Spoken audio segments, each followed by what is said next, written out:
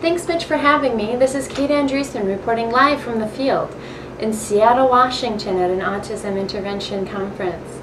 I know we don't have a lot of time tonight, but there's a few points that I've learned through this conference that I wanted to share with the rest of the class. First, I wanted to point out the key goals for a child with autism. We want to help develop language and social skills.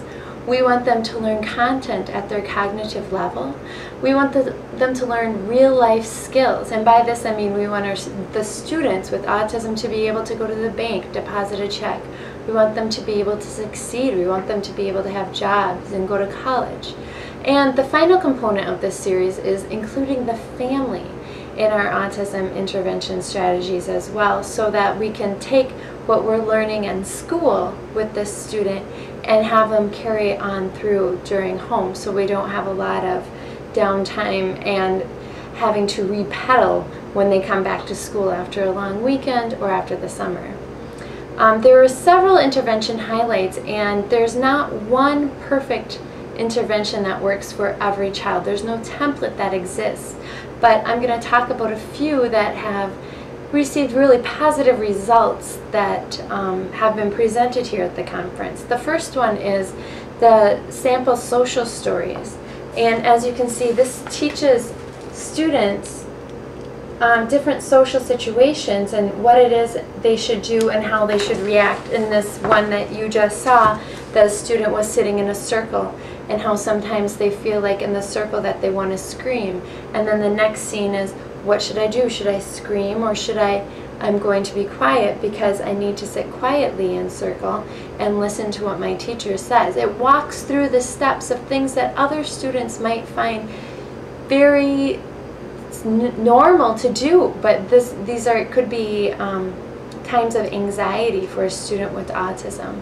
Also, PECS, Picture Exchange Communication System, is another intervention strategy that they have been showing and teaching us about in the conference. These are small pictures in which a student can show the teacher what it is they want. They start off by showing food, I'm hungry, going to the bathroom, I need to go to the bathroom, and eventually they work up to full communication through these cards where they can complete full sentences. And quite remarkable for communication if a child is not nonverbal, or if a child has limited vocabulary, or just the inability to express a vocabulary. Inclusion has really been a big theme of the conference. Inclusion provides opportunities for students to interact in natural environments and structured environments with their peers. And a lot of parents have spoken at the conference saying that their student has actually bettered by being included in the classroom rather than a separate classroom. A lot of talk has been about what general education teachers can do in the classroom, because this is a point of stress for many teachers that don't have training in autism and they're not quite sure what to do. Number one, and I've heard it over and over again, is to provide structure in the routines of the classroom. Have every morning be the same, have circle time and then calendar time, and then keep up with the beat like you do every day, because this is going to leave less anxiety for the student that has autism. Have seating arrangements, create group work. Group work and inclusion is huge. We want them to be in structured and non-structured activities with their peers. Group work allows for students with autism to share their interests and their strengths with other students, and it also helps for their peers to be tutors to them too, to help them with the social situations and in other. It builds their social skills as well as their communication. It's been the theme of the conference, group work and working with other students and modeling.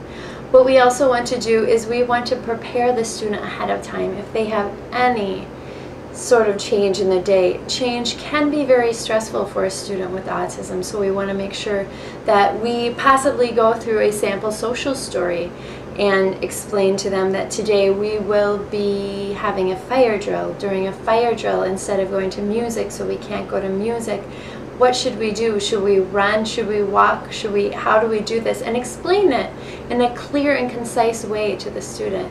They've also said talk slower. We tend to talk very quickly, and we don't need to talk overly slow, but we just need to slow down our speech so we can ensure that our students understand us, and that after we speak to them, we want to make sure to give them plenty of wait time so they can have time to think, process, just like any other student in general education, and then respond to us. When they respond to us, we want to make sure we're listening. We want to be modeling good communication skills for these students. We want them to practice the specific skills in which they need help in both structured and natural environments. That's why cooperative activities and group work are so important for these students.